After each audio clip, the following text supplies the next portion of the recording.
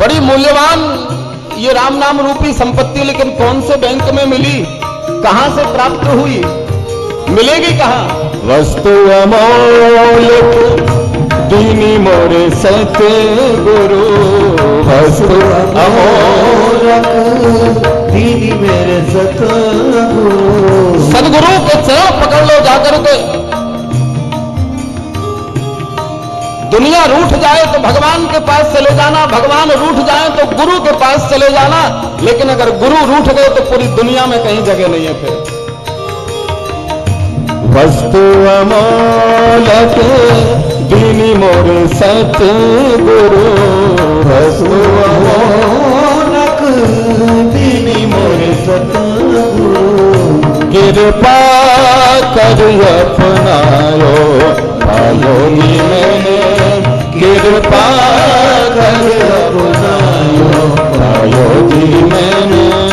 राम रतन धन पायो पायोगी मैंने, राम रतन धन पायो पायोगी मैंने। राम रतन धन पायो पायोगी मैंने, राम रतन धन पायो राम रतन धन पायो।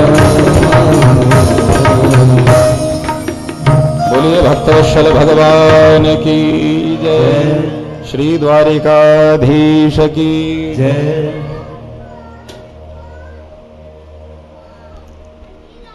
प्रयच्छति गुरु प्रीतो वैकुंठम योगी दुर्लभम। अगर गुरु महाराज की कृपा हो जाए तो वो वैकुंठ धाम सहज में मिल जाता है, जिसकी कामना बड़े बड़े योगी लोग करते हैं। वो वैकुंठ सहजता से प्राप्त हो जाता है।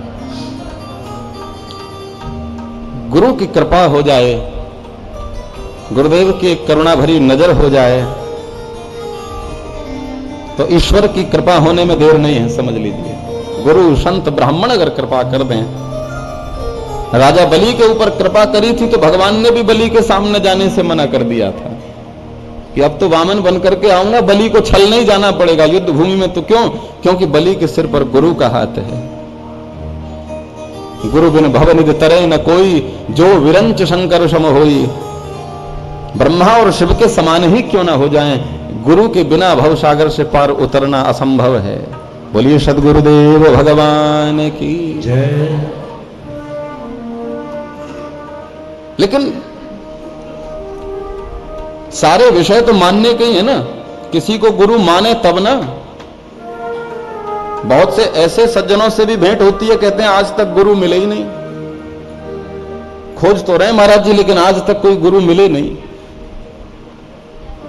मैंने कहा गुरु मिले नहीं कि आपके मन ने किसी को गुरु माना नहीं, अपने से श्रेष्ठ किसी को समझा नहीं, तो गुरु बनाने की जरूरत ही नहीं पड़ी। कहते हैं गुरु मिले नहीं, आपने किसी को, आपके अभिमान ने किसी को अपने से श्रेष्ठ नहीं समझा जीवन में, तो गुरु कहां से मिलेंगे। और कलयुगी चेलों की तो बात ही मत करो महाराज। बोलो राधे राधे। एक गुरुजी के दो चेले थे। अब दृष्टांत याद आ गया बहुत वर्षों में, जब बहुत वर्षों में शर्मा जी मिले हैं तो बहुत वर्षों के दृष्टांत भी निकलेंगे। बहुत बचपन में कभी गाया सुनाया करते थे। गुरुजी के दो चेले, सेवा को लेकर के दोनों में झगड़ा होता था, और झगड़ा इस बात का था कि मैं दाहिना पैर दबाऊंगा तू बायां दबा, मैं बड़ा हूं ना। गुरुजी उठे, अरे बेटा पैर दबाओ ये प्रधान है, दायां बायां प्रधान नहीं है, कि आप सो जाओ हम आपस में निपट लेंगे। तो दोनों चेलों ने मिलकर के पैर बांट लिए, दाहिना पैर बड़े चेले का, बायां पैर छोटे चेले का। दाहिना पैर वो दबाएगा, बायां पैर वो दबाएगा। संयोग से कहीं दूसरा घर पे छुट्टी में चला जाए या कहीं दूसरे काम से लकड़ी वकड़ी काटने चला जाए तो दूसरा वाला अपना ही पैर दबा के सो जाता था, दूसरा पैर नहीं छूता। गुरुजी बोल भी दें कि बेटा आज ये पैर ज्यादा दर्द कर रहा, नहीं नहीं ये तो तभी होगा जब वो आएगा, हम उसका पैर नहीं छुएंगे। संयोग से एक बार कभी बड़ा चेला 15-20 दिन की छुट्टी पे चला गया। अब गुरुजी सो रहे हैं, छोटा वाला पैर दबा रहा है। गुरुजी बोले बेटा दाहिना पैर ज्यादा दर्द कर रहा है, ये दबा दो। नहीं जी ये तो नहीं होगा। गुरुजी बेचारे मन मार के सो गए। सोते सोते गुरुजी ने करवट लिया। करवट लिया तो दाहिना पैर बाएं पैर के ऊपर आ गया। तब तक इसने देखा कि उसका पैर मेरे पैर के ऊपर आया तो आया कैसे? गुरुजी तो चैन से सो रहे हैं, उसने डंडा उठा करके गुरुजी का पैर, अरे भाई क्या कर रहा है देवता, हुआ क्या? बोले उसका पैर मेरे पैर पर आया तो आया कैसे? तो करवट तो मैंने ली ना, लेकिन पैर तो उसका था। उसके हिस्से का पैर मेरे हिस्से के पैर पे कैसे आ गया? जैसे तैसे दवाई पट्टी हुआ, बांध बांध के पैर सीधा किया। अब 15 दिन बाद दूसरा भी आ गया जिसका पैर था। अभी वो छोटा वाला गया जंगल लकड़ी काटने, उसने आके गुरुजी को जैसे ही प्रणाम किया, देखा गुरुजी मेरे पैर को हुआ क्या?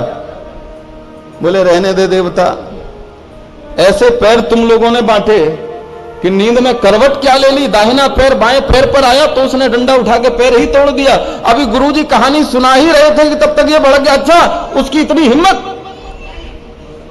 अब इसने डंडा उठाया, इसने बाएं पैर को पकड़ा।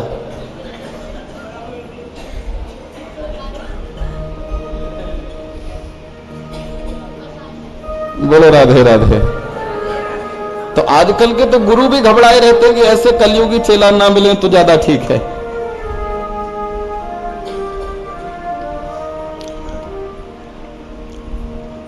प्रयच्छति गुरु प्रीत, परंतु परम सत्य यही है कि गुरु महाराज की सहज कृपा हो जाए तो वैकुंठ धाम भी बड़ी सरलता से मिल जाता है।